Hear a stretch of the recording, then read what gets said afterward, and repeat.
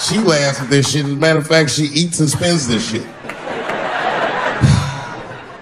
know what I told him? I told him, I said, you know what you should do, man? First of all, you shouldn't do it.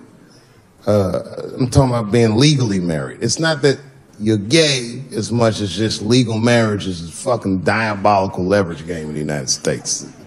I'm just being honest. Devoid of religious significance or the idea of love, marriage is nothing but an awful contract that you shouldn't sign. I'm just being real.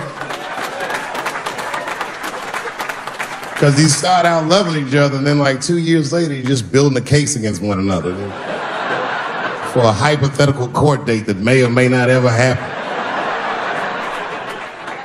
You throw being gay on top of that, that shit is explosive. Like I said, Ray Rice shit. Okay, right after Ray Rice went through all that shit, I was at a party and I met this kid, Michael Sams. You know Michael Sams? Very nice guy. He's the first openly gay NFL player. And Mike is a very nice guy, very brave guy. But when I met him, I couldn't help but thinking, now what's gonna happen when Michael Sams beats his wife up in the elevator? Is that domestic violence or is that just two niggas working shit out in the elevator? You know what I mean?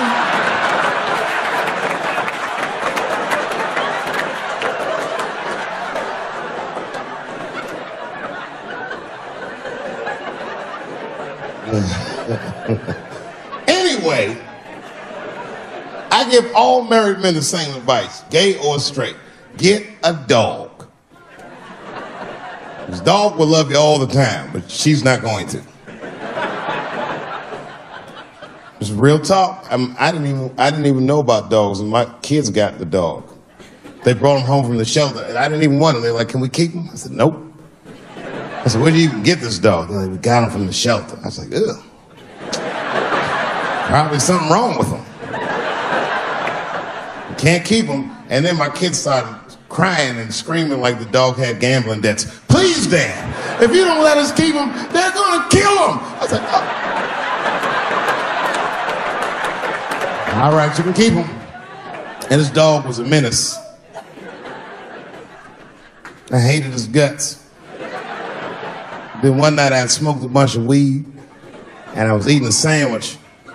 And Baba came over. Baba's the dog. He came over and was staring at me. This would make you very uncomfortable if you're just looking at you.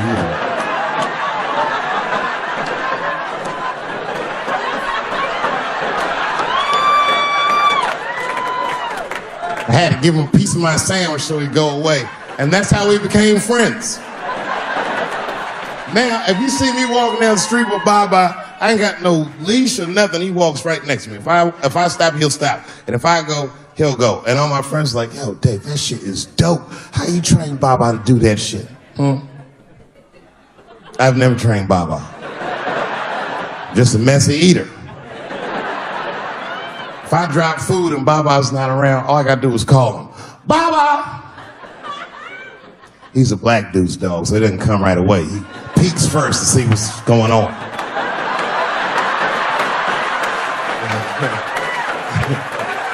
I gotta tap my foot so he can see the food. "Over here, little buddy." And he's like, "Thanks, Dave." He'll come get it and run off. But he knows all my habits. Like if he smells weed in the house, he'll be like, "Nah, this motherfucker's about to eat." And he'll just come running.